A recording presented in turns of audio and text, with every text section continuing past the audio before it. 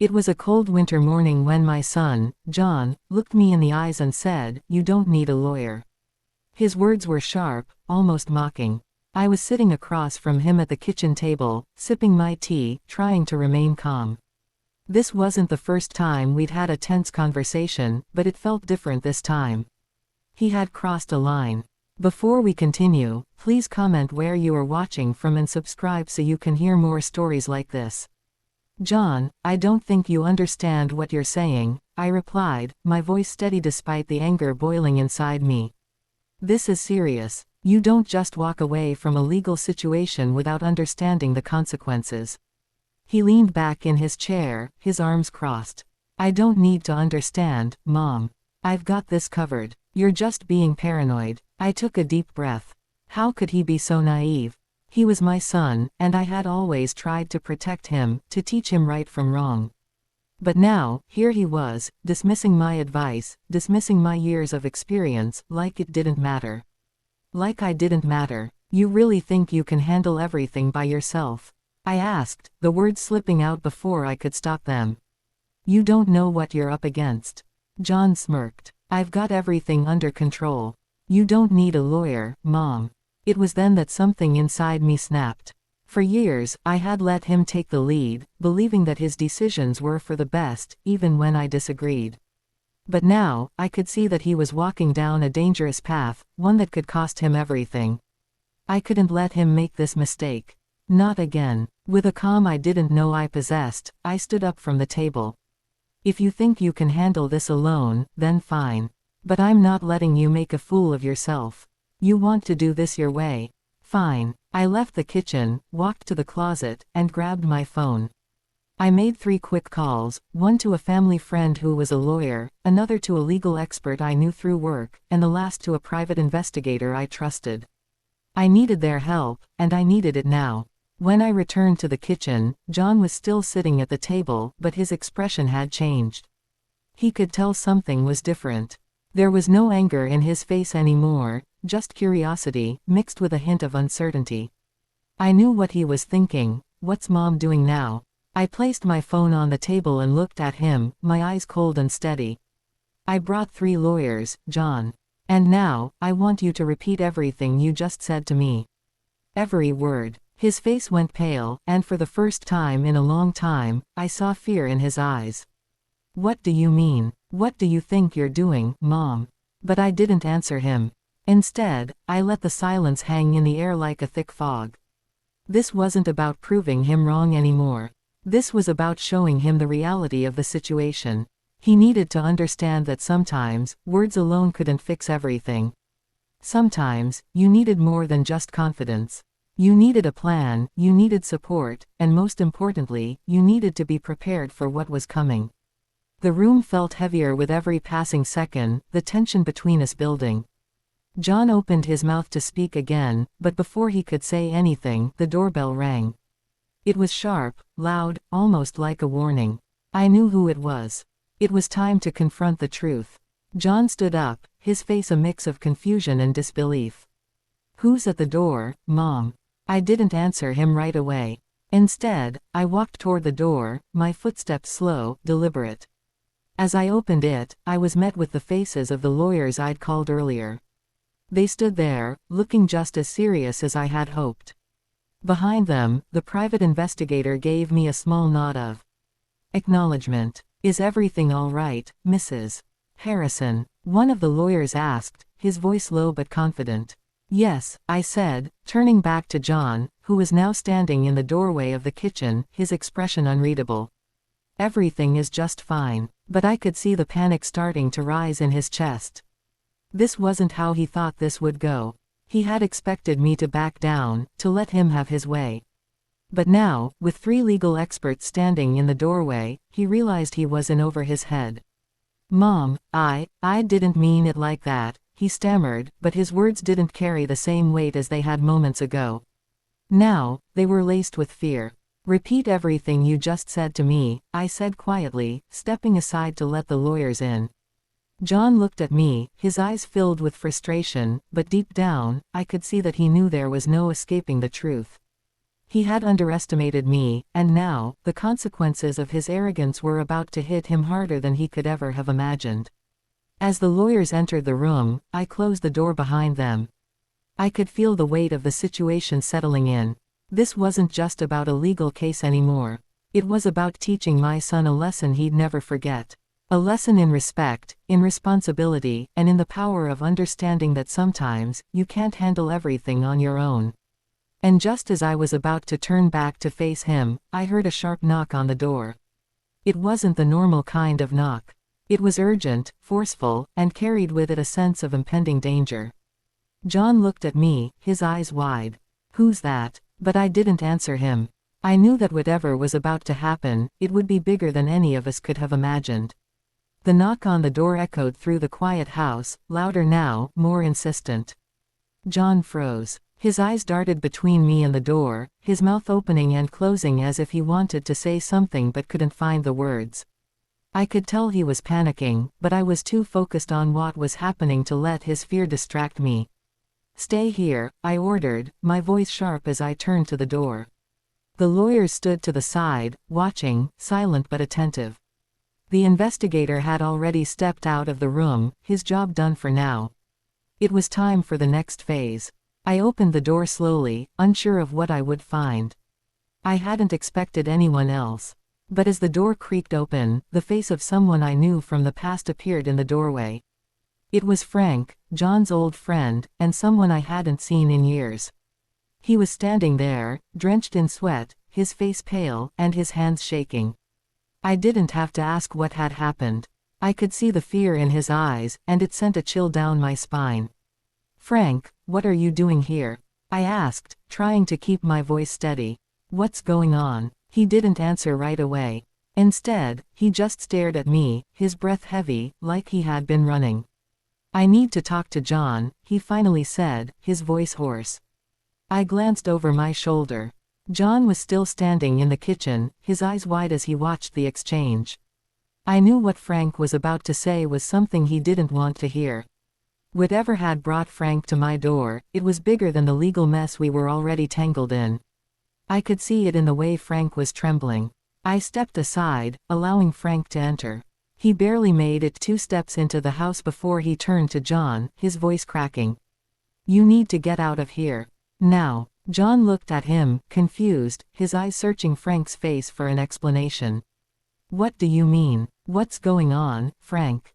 Frank's face was grim. He stopped, as if trying to gather the courage to continue. "There's no time to explain everything. They're coming for you, John. You need to leave before it's too late." The words hit me like a punch to the gut. John, always so confident, so sure of himself, was being hunted. For what? I had always known John to get into trouble, but this felt different. This felt dangerous. I turned to the lawyers. "What's happening? What's Frank talking about?" One of them, a middle-aged man named Roger, stepped forward. "We've been tracking your son's case for weeks now, Mrs. Harrison. There's more to it than you know." My heart skipped a beat. "More? What do you mean?" Roger hesitated, glancing at Frank, who was pacing nervously in the entryway. "We have reason to believe John is involved in something much bigger than just a legal dispute. There's criminal activity surrounding his actions, something far more dangerous than you could have imagined." John's face went pale. "What are you talking about?" he demanded, his voice rising in panic. "I didn't do anything wrong. I just signed some papers.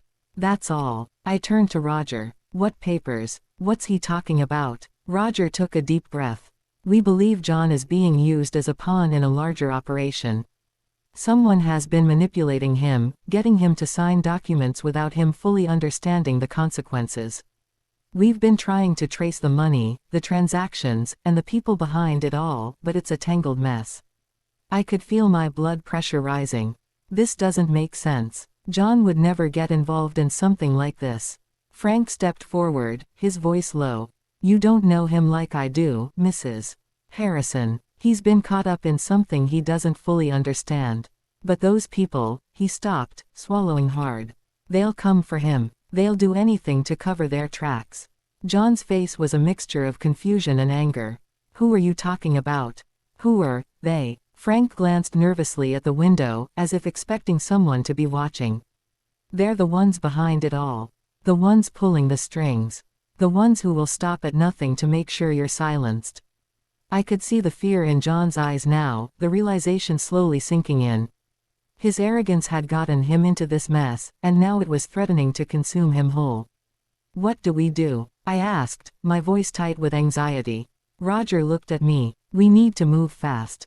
We can't afford to wait around any longer. If what Frank says is true, then John is in serious danger. The best thing we can do right now is get him out of here, get him to a safe location. But we can't just leave, I protested. We need to fix this. We need to fight back. Roger shook his head. It's not that simple. The people we're dealing with aren't just criminals, they're powerful. They've got connections everywhere. The best thing we can do right now is make sure John is safe. We'll deal with everything else later. I looked at John, who seemed frozen in place, still trying to process everything. His hands were clenched into fists, and I could see the guilt and fear bubbling up inside him. Mom, I didn't know. I swear, I didn't know. I reached out and placed a hand on his shoulder. I know, John, I know. Just as we were about to leave, the doorbell rang again. This time, the sound was so urgent, so relentless, it made my heart race. Something was coming. I could feel it. Roger looked at me, his face pale. Get him out of here, now. But it was too late. As I reached for John's arm, the door crashed open, and several men in dark suits stormed into the house, their faces cold and unfamiliar. John Harrison, one of them said in a voice that was as icy as the winter air outside. You're coming with us. The men in dark suits filled the doorway, their presence overwhelming.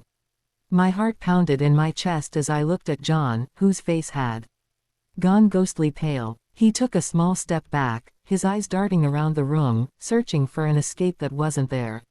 My mind raced. What were these men doing here? And why were they targeting my son? Who are you? I demanded, my voice shaking but resolute. What do you want with my son? One of the men, taller than the others with a steely gaze, stepped forward. His expression was cold, almost indifferent. We're here for John Harrison. He needs to come with us. John's breathing was shallow, his chest rising and falling rapidly as if the weight of the situation was suffocating him. I don't know who you are. What do you want from me? He stammered. The tall man didn't flinch. You've been involved in something far more dangerous than you realize, John, he said, his voice flat and emotionless. You've made mistakes. Now, you'll have to pay for them. I stepped in front of John, my hands raised. Not another step. You will not take my son anywhere. Not without an explanation. The man eyed me coldly, clearly unimpressed with my defiance. You don't understand, Mrs. Harrison. Your son is mixed up in something that's much bigger than both of you. If he doesn't come with us now, the consequences will be far worse. Consequences, I repeated, my voice growing louder, filled with anger. You're threatening my son. You better explain yourself right now, or all. The man cut me off, his gaze hardening. You'll do nothing. We've already been monitoring this family for months. Your son signed a contract that ties him to people who are not to be crossed. We've been tracking his every move. John's eyes widened in horror. What contract? I didn't sign anything like that. But the man didn't give him a chance to protest. You signed it, John. You just didn't know the full extent of what it meant. Now, you'll have to face the people you've angered. I felt my stomach drop. Who are these people? What did you get him involved in? The man ignored me, his focus entirely on John now. Time's running out. Either you come with us, or things will escalate quickly. We can make this easy, or we can make it painful for everyone involved. It's your choice. My mind was spinning, but I knew I couldn't let them take him. Not like this. I don't care who you are or who you work for. You're not taking my son anywhere without proper authorization. At that, one of the men moved toward me, but before he could reach out, the sound of a car engine roaring to life outside the house stopped everyone in their tracks. The tall man's eyes flicked toward the window, and for a brief moment, I saw the tiniest crack in his stoic demeanor. He was worried. What's happening? I demanded. What's going on outside? The man turned to the others. We need to move quickly. We don't have time for this. Without warning, they moved toward the door, almost dragging John along with them. But I wasn't about to let them. I rushed forward, grabbing hold of John's arm. "You're not taking him," I shouted. For a brief moment, the man who had spoken to me earlier hesitated. Then, with a sharp motion, he yanked John away from me, pulling him outside into the cold, winter air. The rest of the men followed suit, shoving past me as if I were nothing more than an obstacle in their way. I stood frozen in the doorway, my heart racing, the icy air biting at my skin. I couldn't let this happen. Not like this. But as I stood there, the full weight of the situation hit me. I had no idea who these men were or what they wanted with John, but I knew one thing for certain: I wasn't going to let them take him without a fight. Just as I was about to run after them, a sudden noise interrupted my thoughts. A loud crash came from the back of the house, followed by the sound of footsteps. I spun around, my breath caught in my throat. Who else could it be? Were there more of them? I turned back toward the door, but by the time I looked outside, John and the men were gone. "Mom!" John's voice echoed through the cold, his scream filled with terror. "Help me!" I darted toward the sound of his voice, but I was too late. The men had already shoved him into a black SUV, the doors slamming shut before I could reach them. The engine roared to life, and the vehicle sped off down the driveway, disappearing into the night. I stood there in stunned silence, my heart sinking into my chest. I had failed him. I had let them take him, and now I had no idea where they were going or what they were going to do to him. I turned back to the house, my mind racing. I needed to figure out who these men were, what they wanted with my son, and how I could get him back. I had no choice but to follow them, to uncover the truth. But first, I needed to gather everything I could. The lawyers were still inside, watching me. I rushed back to them, my voice frantic. "We need to find out who these people are. I need you to help me get my son back. Now." Roger stepped forward, his expression hardening. "We'll do everything we can, Mrs. Harrison. But we need to act quickly. If what we suspect is true, you're not just dealing with criminals. You're dealing with people who have a lot of power." I looked at him, my mind made up. I don't care who they are. I'm getting my son back. But just as I turned to leave, the phone rang. It was an unknown number, and something told me it wasn't good news. I hesitated, then answered it. "Mrs. Harrison," a voice on the other end said, cold and controlled. "We have your son. If you want to see him alive again, you'll follow our instructions carefully." My blood ran cold as the voice continued. "You have 24 hours. Don't involve the police. Don't contact anyone. If you do, we'll make sure you never see him again." The line went dead. The phone call ended with a chilling click, and for a long moment, I stood there, frozen. My hands were shaking, and I could feel my legs giving way beneath me. I barely registered Roger stepping forward, his expression grave. "What did they say?" he asked, his voice low, as though he feared the answer. I couldn't speak at first. The words that had just been uttered on the other end of that line echoed in my mind, replaying over and over again like a nightmare I couldn't wake up from. "They have him," I finally managed to say, my voice barely above a whisper. They said if I go to the police or tell anyone, I'll never see him again." A heavy silence fell over the room. The weight of the situation was suffocating. I had always known that John was caught up in something dangerous, but this was worse than anything I could have imagined. These weren't just criminals. They were people who had the power to destroy everything, my family, my life, and now, they had my son. Roger was the first to speak. "We need to keep our heads, Mrs. Harrison. Panicking won't help. We need to figure out what they want and how to handle this without putting your son in more danger." I nodded, though every part of me screamed to run out and do whatever it took to get him back. But I knew I couldn't act recklessly. If I made the wrong move, if I tipped them off or angered them, I might never see John again.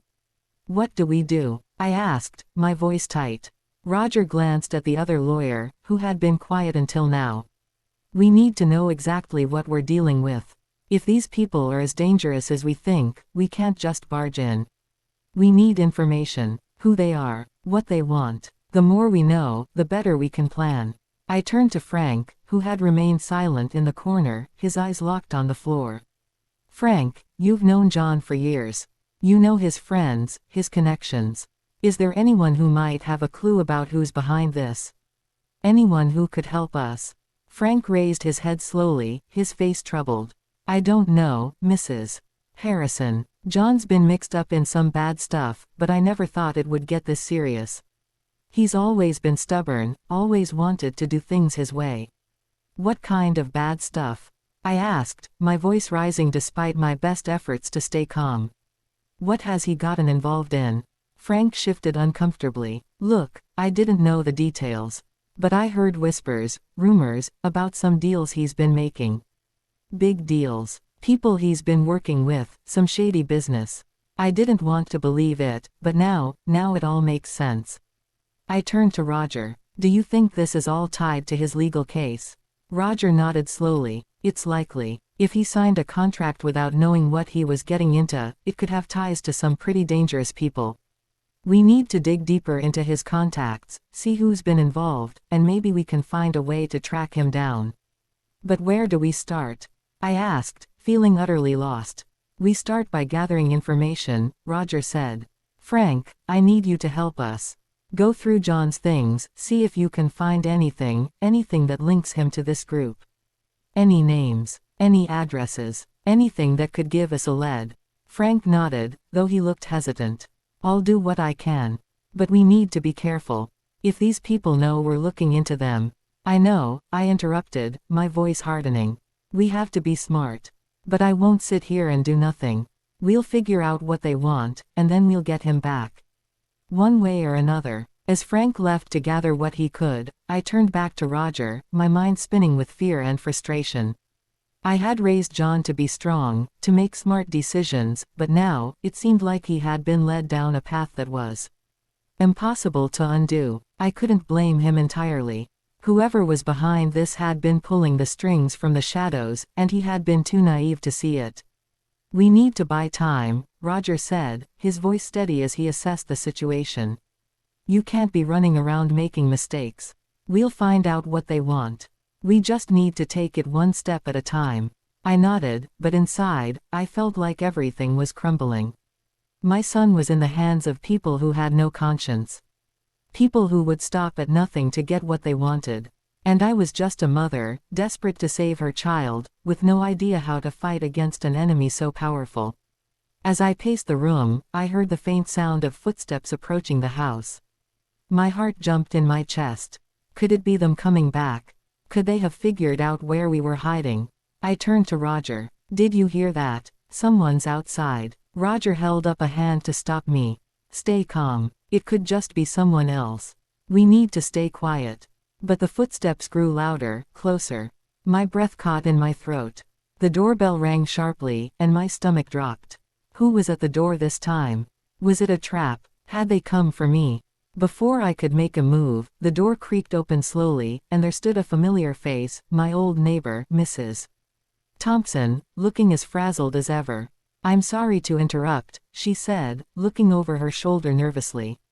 But I think you need to see this. She handed me a folded piece of paper, her hands trembling. I took it from her, my heart pounding in my chest. The paper was covered in words, more than I could process at first glance. I opened it, and what I read made my blood run cold. It was a ransom note. I stood there in shock, the ransom note shaking in my hands. The words blurred in front of my eyes, but the message was clear. They wanted something in return for John's safety. If you want your son back alive, you'll follow these instructions to the letter. The first payment is due in 24 hours. We will contact you again with further details. Failure to comply will result in consequences that are too severe to describe. I could hardly breathe. I had never felt such an overwhelming mix of fear, anger, and helplessness. I had already lost so much in my life, but now, they were threatening to take my son from me too. And there was nothing I could do. Not without playing their twisted game. Mrs. Harrison, Roger said, his voice low, as though he, too, was absorbing the gravity of the situation. We need to make sure we're careful. This isn't just about getting John back, it's about staying alive long enough to do that. I nodded, the words caught in my throat. What do we do now? How do we even begin to handle this? We need to gather as much information as we can. Keep a low profile. Don't make any sudden moves, Roger said, his voice calm despite the severity of the situation. We'll contact our network, and I'll get a team of investigators to help us trace the ransom demands. Just as I was about to say something, I heard a faint sound, an engine revving outside, then the distinct screech of tires as something sped away. My heart jumped into my throat. It could be them, coming back to make sure we followed through with their orders. I turned to Mrs. Thompson, who had been watching us carefully from the doorway. What is it? What's happening? She was still shaken, her hands clasped together tightly. I just saw a car outside. It wasn't anyone I recognized. And it's not the first time I've seen strange cars parked near your house lately. I thought it was nothing, but now, I'm not sure. I looked at Roger. Could they be watching us? Possible, he said, his eyes narrowing as he studied the situation. We need to be careful. If they know we're looking into them, things could escalate quickly. I knew then that the people behind this wouldn't hesitate to make good on their threats. They weren't just looking for money, they were looking to instill fear, to break me. And they knew exactly where to hit. How do we even begin to play their game? I whispered, barely able to get the words out. You don't play their game, Roger said, his voice firm. You outsmart them. We'll play along for now, but we'll be ready. We'll find out everything we can and use it against them. They want to make you feel helpless. Don't give them that satisfaction. I nodded, trying to push back the rising panic. I had to remain strong for John. He needed me now more than ever. We're not giving up, I said, the words more to myself than anyone else. We're going to get him back. Roger patted me on the shoulder, his expression unwavering. That's the spirit. But we need to move fast. The clock is ticking. Dash dash dash. Hours passed, each one more agonizing than the last. Every sound outside, every knock at the door, sent my heart into a frenzy. I spent the next few hours organizing every scrap of information I could find, John's contacts, any documents, anything that could give us a clue about who these people were. I couldn't just sit around waiting. I had to be doing something. By late evening, the phone rang again. I almost didn't want to answer it, but I had no choice. I grabbed it from the table, my hand shaking. Mrs. Harrison, a voice on the other end said. It was cold and emotionless, the same voice from before. We trust you've received the note. The first payment is due at midnight. If you don't deliver, you'll never see your son again. No excuses. My throat went dry. What do you want? How do I even know you have him? There was a brief pause, then a laugh, low and menacing. You'll find out soon enough. Do as we say, and we'll deliver him back to you safe and sound. Fail us, and he'll be gone. It's that simple. I was shaking, my mind spinning. Where do I deliver the payment? You'll find out. Don't make this harder than it has to be, the voice said before hanging up abruptly. I dropped the phone, my hands trembling. The terror was overwhelming. How could I trust them? How could I be sure John would come back alive if I followed their instructions? Roger was already standing by the door, his face serious. We need to trace that call, he said. And we need to plan our next move carefully. This isn't just a ransom, it's a warning. They want to keep you scared. I didn't respond. I couldn't. My mind was too focused on one thing, the threat against my son. The idea that John was out there, somewhere, alone and scared, was unbearable. I had to make a decision. I could play their game, comply with their demands, and hope they kept their word. Or I could defy them, risk everything, and hope I could somehow find a way to rescue him. Before I could make up my mind, the doorbell rang again. I didn't wait this time. I ran to the door, throwing it open without hesitation, praying that it was someone who could help me. But standing on the other side was a man I didn't recognize, a tall figure dressed in black, holding something in his hand. My heart skipped a beat as I looked at what he was holding, a small package, wrapped in plain brown paper.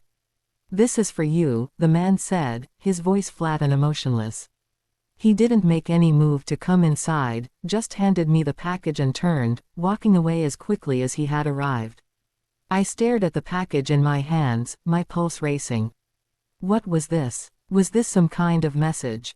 I ripped it open without thinking, my breath caught in my throat as I pulled out a small, folded piece of paper. The note inside was brief, written in the same cold, calculated handwriting as before. The first payment is complete. This is your proof. Deliver the second payment by midnight tomorrow. I dropped the note, my heart sinking. This was real. They weren't bluffing, and they weren't going to stop until they got what they wanted. But this time, I knew something they didn't. This time, I wasn't going to let them win. I had learned enough, and I had a plan. I wouldn't just follow their orders.